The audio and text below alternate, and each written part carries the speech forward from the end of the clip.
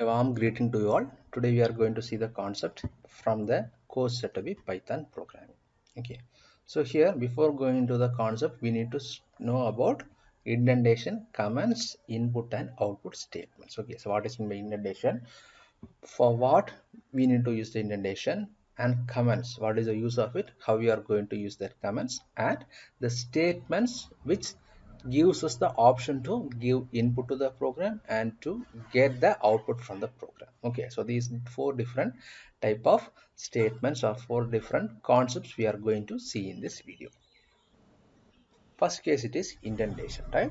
So in mostly in programming language, for each different type of programming language, C++ and Java, it has its own structure, right? It has its own structure. It uses different type of syntax for writing the structure or for writing the body of that particular programming language. Okay, right?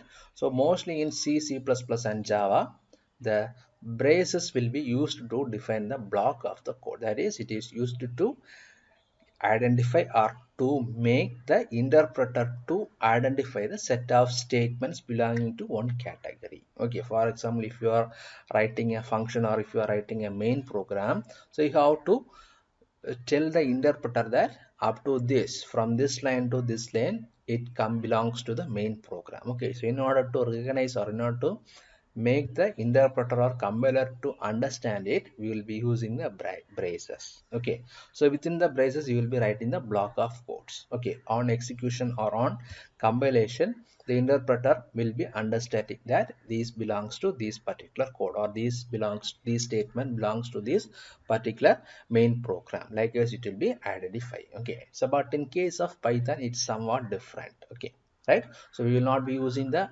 braces for identifying or for making the block of code, or to make the interpreter to understand about the block of code, right? So here we will be using spaces. Okay, so we'll be using spaces to categorize the blocks or to differentiate the block of codes. Okay, so we'll be using spaces to differentiate, or we'll be using spaces to consolidate the statements which will be coming under different categories. Okay, so in the screenshot given itself, you can see.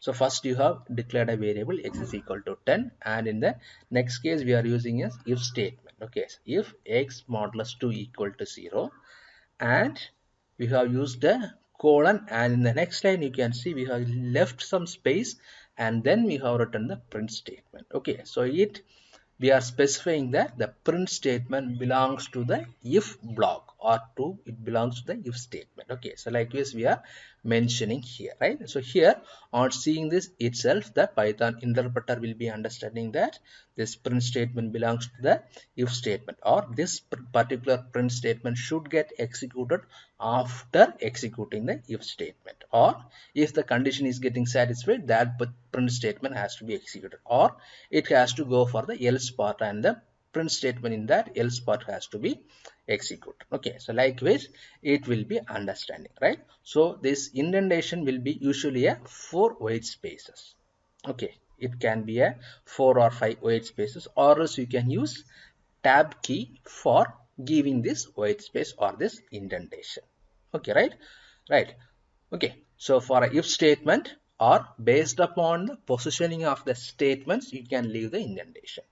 Okay, so based upon the positioning of the statements, you can provide the indentation in order to specify those statement belongs to the preceding statement, or the in the preceding commands, or in the preceding conditions. Okay, like as you have to provide. Okay, so that is the case of this indentation, right? Indentation is nothing but the spaces given to recognize or to define the block of code.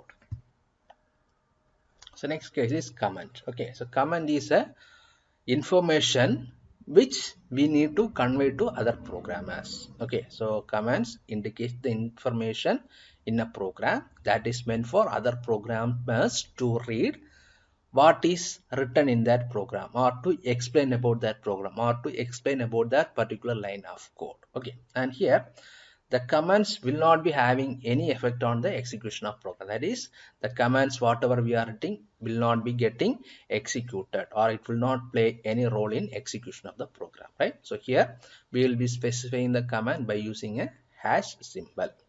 Okay, right? So if you are writing a line and before the line, if you are mentioning a hash symbol, that particular line will be set as a comment. Okay, so comment is used to convey the information to the programmer. Okay, those who are reading, or to the user, those who are reading that particular program. Okay, the next case is about input statements. Okay, so usually in a program, user will be giving the input, and based upon that input the program will be getting executed. Okay, right? So input is the data which are being entered by the user in the program. Okay, so to make this facility, or to give the facility to the user, we have a function set to be input. Okay, in Python program we have the function set to be input. Okay, so in case of C program we have the function set to be scanf. Okay, so in C++ it is cin. So similarly in Python you have the input function, right? So input function will be able to get the values, or it will be providing the facility to get the input from the user. Okay, so syntax for this input is input and brackets. Okay, so within the bracket you can provide the value directly. Okay, so if you need to provide the data directly, you can provide it within the input function, or else you can provide only input. Okay, so that you will be able to get the values. So we shall see an statement, or how we can give an input, right? So a is equal to input of, this is the statement how we will be providing the input, right? So I'm pressing the enter key, and now I'm giving the value as 3. So here you can see, and print a. So you can see the what value is being carried out, or what value we are giving, right? So in order to make the input statement to be interactive, so you can give it something like this: input, what value should the programmer or the user should enter. Okay, so here I am giving enter a name, colon space. Okay, so now it will ask enter a name. I am giving it as Python programming and giving enter, right? So now this value will be getting stored in a. Okay, so this is how an input has to be given, right?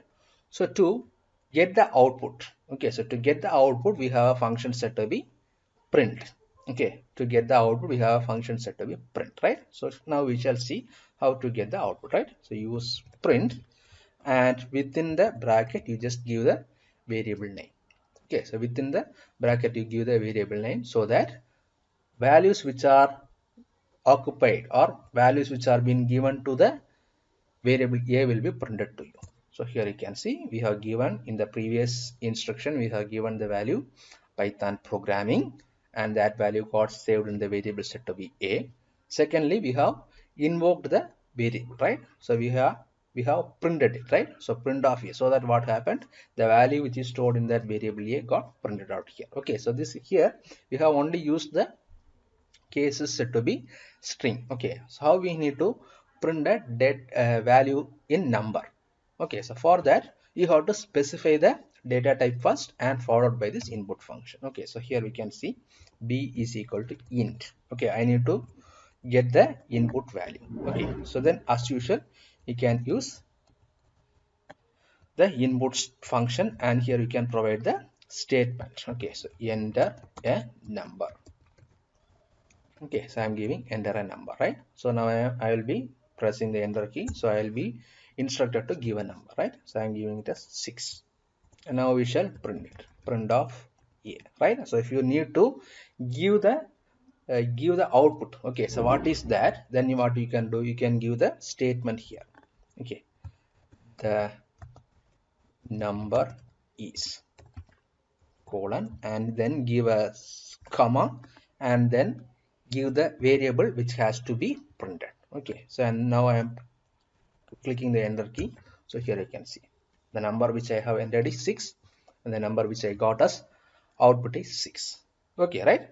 Similarly, if you need to do for float, in place of float integer you can give float. Okay, right? So but if you are dealing with string data type, then there is no need to provide the data types. Okay, so because Python programming, or the Python programming language, will be taking the values string as default. Okay, so default data type which is accepted by the Python programming language is set to be string, right? So that for providing or for doing any string related operations, you don't want to provide the data type in the place of input. Okay, so for other rest of the other data types, okay, so for addition arithmetic related operations, you have to specify the data types followed by the integer or the input. Okay, so you have to specify the data type integer before the input statement or before the input function.